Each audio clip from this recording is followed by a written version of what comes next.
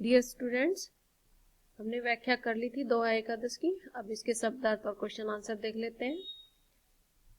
शब्दार्थ देखिए। शिष्य शिष्य, घड़ी घड़ी, बना बनाकर, गाढ़ाई निकालता है, खोट बुराइयां, सहार सहारा, भाई चोट चोट करता है, बारी न्योछावर, नाव नाम, जित जहां, तित वहां, बांसुरी दिन, रैनी रात, जामई जिसमें, कुटुंब समाय सारे परिवार का पालन पोषण हो सके, मन का फेर मन का भ्रम, निंदनीय निंदिए निंदा कर कीजिए, पायंतर पैरों के नीचे, पीर पीड़ा, घनेरी बहुत, अंतर्जामी ईश्वर जो सबके मन को जानता हो, अंतर्यामी, डारी डाली, छुराबान हथियार, बैन वचन, या कई इसके भेव रहस्य भेद। मौखिक प्रश्न देखिए। कबीरदास जी ने गुरु को किसके समान बताया है? कबीरदास जी ने गुरु को कुम्हार के समान बताया है। कबीरदास जी प्रभु से क्या मांग रहे हैं? कबीरदास जी प्रभु से क्या मांग रहे हैं? सारे परिवार का पालन पोषण हो सके, हे प्रभु मुझे इतना दीजिए और मैं अपने परिवार का भी पालन पोषण कर सकूं और जो मेरे दर पे आए उनका भी पेट भर सकूं। मलुकदास के अनुसार भगवान किसके साथ रहते हैं? जो दिल से फकीर होते हैं भगवान उन्हीं के साथ रहते हैं। मलुकदास के अनुसार हमें ऊंचे लोग किन्हें मानना चाहिए? जिसके हृदय में दया धर्म और अमृत के समान वचन हो उन्हें ही ऊंचे लोग मानना चाहिए। अब ये देखिए। कबीर ने गुरु को कुम्हार तथा शिष्य को घड़ा क्यों कहा है? गुरु ही शिष्य के चरित्र का निर्माण करता है। गुरु के अभाव में शिष्य एक माटी का अनगढ़ टुकड़ा ही होता है, जिसे गुरु एक घड़े का आकार देते हैं, उसके चरित्र का निर्माण करते हैं।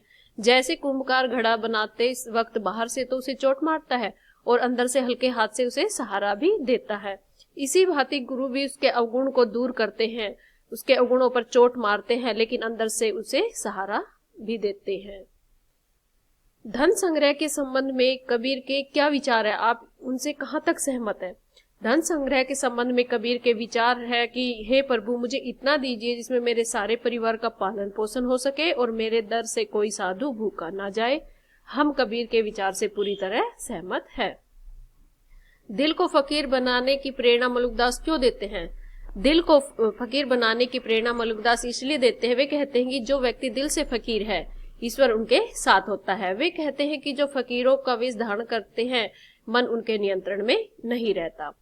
कर का मन का डारी दे, मन का फेर, यह कथन का अर्थ स्पष्ट कीजिए। कबीरदास जी कहते हैं कि जो व्यक्ति कई युगों में वर्षों तक माला जपने पर भी उनका मन शांत नहीं होता, ऐसे व्यक्ति को कबीरदास जी कहते हैं कि माला जपना छोड़ो और अपने मन को अच्छे विचारों की ओर मोड़ो या फेरो। निम्नलिखित पंक्तियों की व्याख्या कीजिए। फिरान है मन का फेर। व्याख्या देखिए। कबीरदास जी कहते हैं कि माला घुमाने व जपने से किसी भी व्यक्ति के मन में सकारात्मक विचार उत्पन्न नहीं होते, उनका मन शांत नहीं होता।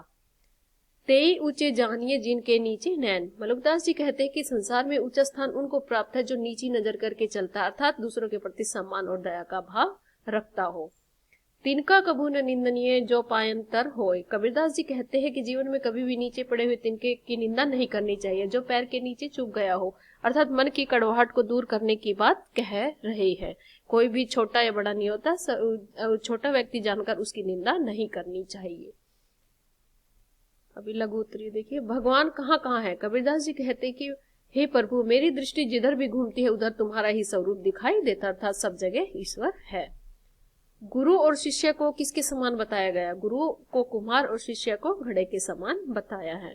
मलुकदास ने प्रेम के बारे में क्या बताया? मलुकदास जी कहते हैं यदि मेरे हृदय में ईश्वर के प्रति प्रेम है तो शोर मचाकर दूसरों को मत सुनाओ, क्योंकि ईश्वर सबके मन की बात जानते हैं। मलुकदास ने किस डाली को तोड़ने को मना किया है? मलुकदास जी ने हरी डाली को तोड़ने के लिए मना किया है, क्योंकि उनमें भी हमारे समान जीवन होता है। पद्यांश देखिए। ये है साई बुक का, ये देख लेना अपना। कबीरदास भगवान से कितना मांग रहे हैं? कबीरदास जी कहते कि प्रभु मुझे इतना दीजिए कि मेरे परिवार में, मेरे दरवाजे पर कोई साधु आए वह भी भूखा ना रहे और मेरे परिवार भी भूखा ना रहे, मैं भी भूखा ना रहूं। कबीरदास स्वयं के साथ और किसे खिलाना चाहते हैं? कबीरदास स्वयं के साथ परिवार व साधु को खिलाना चाहते हैं। कबीरदास के अनुसार किसके बिछड़ने पर सुख नहीं होता? किसके बिछड़ने पर? श्री राम के बिछड़ने पर सुख नहीं होता। दिल फकीर करने से किसका साथ होता है? प्रभु का। जिनकी आंखें नीची होती उन्हें मानना चाहिए ऊंचा।